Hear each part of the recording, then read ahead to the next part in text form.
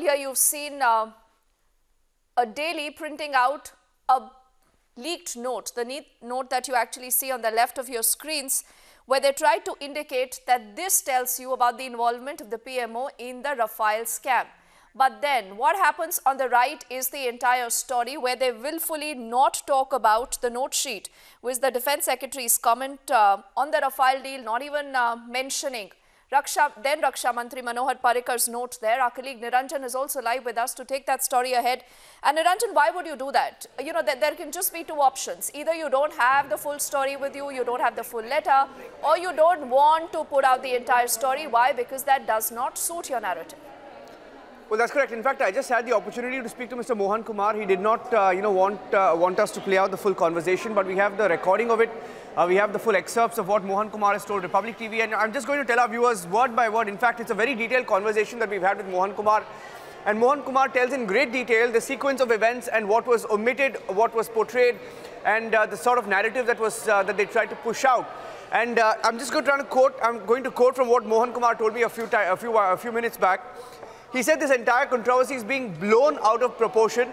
Dipti, and Mohan Kumar goes on to say that there was absolutely no Prime Minister's office interference in this matter. He says no PMO interference in price negotiation. Absolutely no PMO interference in price negotiation.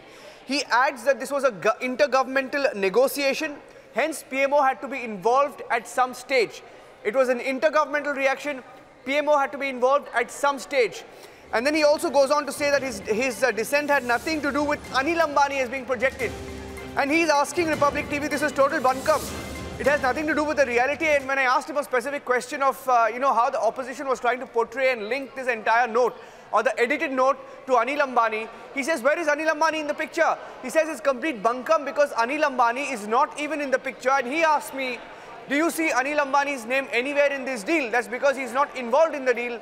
And he says, don't shoot off my shoulder to create a narrative that isn't. And he also told me sometime back, Deepti, that you can't take an excerpt and then blow it out of proportion. He went on to note about how right below his dissent note and his signature and the markings on that note, Parikar has commented. Parikar has noted in great detail, and he says the minister's word was a final say on the matter. The minister's word was a final say on the matter. And Mohan Kumar also went on to say that this was an unnecessary controversy that was being generated by a few political parties. So he's completely upset with not just the media group that carried this half factual report. It's a half story to just put out what he had said without putting out the paragraph on top or Parikar's noting at the bottom. So he said they took my story took this entire note out of context. They did not take me on record. They did not consult me or ask for my version of what really happened in the case of this particular note. And he goes on to say that a garbled version, he used the words garbled version of the note was being given to the media, was being portrayed by a few sections of the media to, show a distorted story of what really happened. And he said, of course, that my note was preceded by what Parikar said, and with Parikar's note is where the matter ended.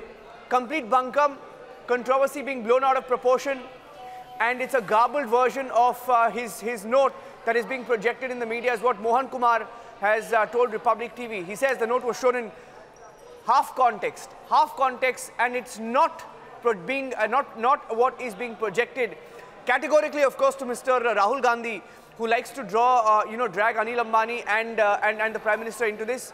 He used the words, Anil Ambani is nowhere in the picture because the Prime Ministerial part was nowhere, related to the price negotiation.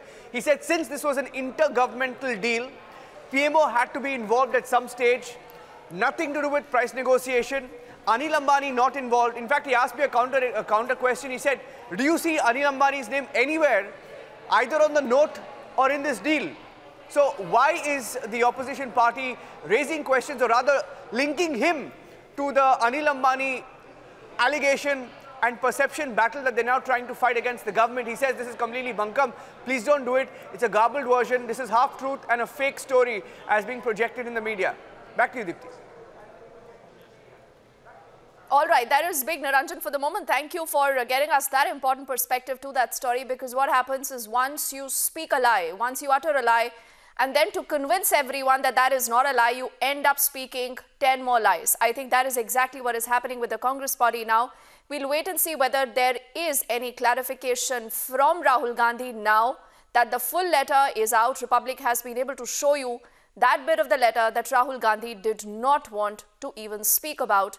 With this, we head into a quick break, but we are back with more details on this and much more.